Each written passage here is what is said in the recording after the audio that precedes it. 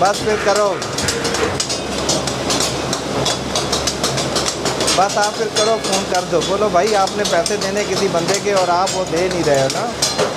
और आप इस टाइम किस लोकेशन पे अगर आप कहते हो तो मैं फिर आपके पास पहुंच जाता हूं। अगर आप लोकेशन नहीं भी बताओगे तब भी मैं पहुंच जाऊंगा। चलो सही, ठीक ठीक ठीक ठीक, चलो सही, ठीक ठीक ठीक ठीक। चलाना है मुझे, अब थोड़ा सा टाइम दो, मैं अरेंजमेंट कर रहा हूँ ना। इससे लेने थे, ये मेरा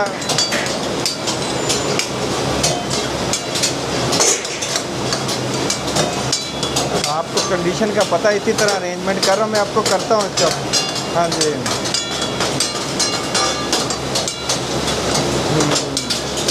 बस ये कुछ ये पैसे आ जाए ना, ये बेसिक मेरे इससे मैंने पैसे मांगे थे अदील भाई से ना, मेरा भांजा है ना, तो ये पैसों के आसरे पे हम बैठे हुए थे। ये आएगा देगा तो कुछ आपको देंगे, अपना कुछ निज़ाम चलाएंगे ना। ये गांडू ने आके फ़ोन ही बंद कर। ये नहीं मेरा भांजा, लेकिन ये बेसिक मेरे भांजे ने इसको पैसे दिए हुए हैं ना। हाँ जी।